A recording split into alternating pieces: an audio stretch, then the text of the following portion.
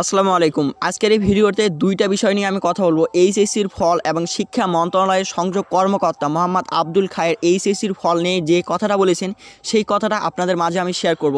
আপনি যদি 2020 সালের এইচএসসি পরীক্ষার্থী হয়ে থাকেন, ভিডিওটা 1 সেকেন্ডও স্কিপ করবেন না এবং ভিডিওর শেষাংশ পর্যন্ত অবশ্যই ভিডিও দেখবেন এবং চ্যানেলে নতুন আসলে চ্যানেলটা সাবস্ক্রাইব করে পাশে থাকা ঘন্টা বাড়িতে ক্লিক করে ওয়াল সিলেক্ট করে দিবেন এবং ভিডিওটাতে কষ্ট করে অবশ্যই একটা লাইক দিবেন এবং মূল্যবান মতামত আপনার যদি কোনো কমেন্টস থেকে থাকে সেটা কমেন্ট সেকশনে গিয়ে করবেন বা জানাবেন আমাকে। ওকে, তো আমি সরাসরি মূল ভিডিওতে জাম্প করতেছি। আজকের বিষয় হলো যে আসলে যেটা আমাদের সংযোগ কর্মকর্তা আছেন শিক্ষা মন্ত্রণালয়ের মোহাম্মদ আব্দুল খায়ের, তিনি যে বিষয়টা বলেছেন এবং এখানে আজকে যে ডেইলি ক্যাম্পাস এই নিউজ পোর্টাল ওয়েবসাইটে যেটা মানে টাইটেল দেওয়া হয়েছে যে মন্ত্রিসভার বৈঠকের আগে হচ্ছে না এইচএসসির ফল।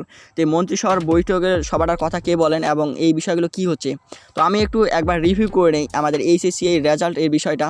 প্রথম ধাপে আমরা জানতে পারি যে 31শে ডিসেম্বর আমাদের এইচএসসি পরীক্ষার রেজাল্টটা দেওয়া হবে, মানে মূল্যায়নের রেজাল্ট বা প্রমোশনের রেজাল্ট, অটোপাসের রেজাল্ট, যেটা বলেন সমস্যা নাই। এই রেজাল্টটা আমাদের 31শে ডিসেম্বর দেওয়া হবে, এটিএন বাংলা নিউজে আমরা এটা জানতে পারি। তারপরের ধাপে আমরা জানতে পারি মঙ্গলবারে শিক্ষামন্ত্রী যখন তার শিক্ষা সংবাদ সম্মেলনে আসেন, তখন তিনি বললেন যে জানুয়ারির প্রথম সপ্তাহে 2021 সালের জানুয়ারির প্রথম সপ্তাহে পাবো। তারপরে সেটা চলে গেল। তারপরে আমরা জানলাম যে 7 তারিখে, এরকম নিউজ পোর্টাল ওয়েবসাইটগুলো বলতেছিল। তারপরে 7 তারিখ চলে যাচ্ছে। এরপরে আমরা জানতে পারি যে 10 তারিখের দিকে। তো এখন শেষ 10 তারিখে আমরা টার্গেট ধরে রাখছি। এটাই রেজাল্টের বিষয়ে কথা বললাম। এখন আমি আসলে এখানে যেটা আমাদের মন্ত্রী কথা বলেছেন, আসলে শিক্ষা মন্ত্রণালয়ের সংযোগ কর্মকর্তা আব্দুল খায়ের, তিনি বলেছিলেন, তিনি ডেইলি ক্যাম্পাস শুধু নয় আরও বেশ কয়েকটা নিউজ পোর্টাল ওয়েবসাইটকে তিনি এটা অবগত করেছেন যে ফলাফল প্রকাশের আগে অধ্যাদেশ জারি করতে হবে।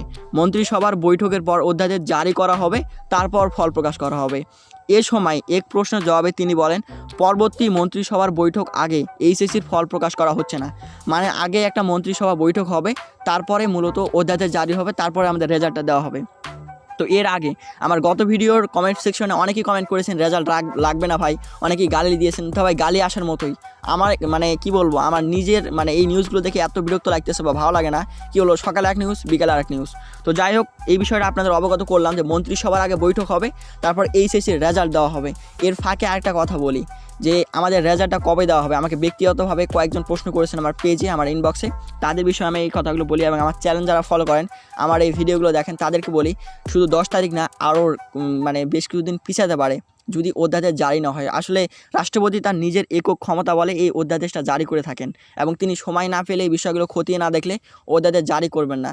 যদিও এখন এটা বোর্ডের চাপে বা অন্যান্য বিষয়ের ক্ষেত্রে যদি একটু আগে হয়, তবে ধরে রাখতে পারি 10 তারিখ বা তারপরে দেওয়া দিবে আমাদের এইচএসসি পরীক্ষার রেজাল্টটা।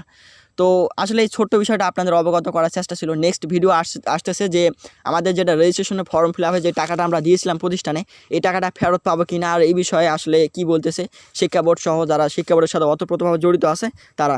তো সেই ভিডিওর অপেক্ষায় সবাই থাকুন এবং ভিডিওটা পেলেই হয়তো অবগত হয়ে যাবেন আপনারা কত টাকা এবং কীভাবে টাকাটা ফেরত পাবেন। তো ভিডিওতে যারা লাইক করেনি, লাইক করে দাও। সবাই চ্যানেলের সাথে থাকো। আসসালামু আলাইকুম ওয়া রাহমাতুল্লাহি ওয়া বারাকাতুহু।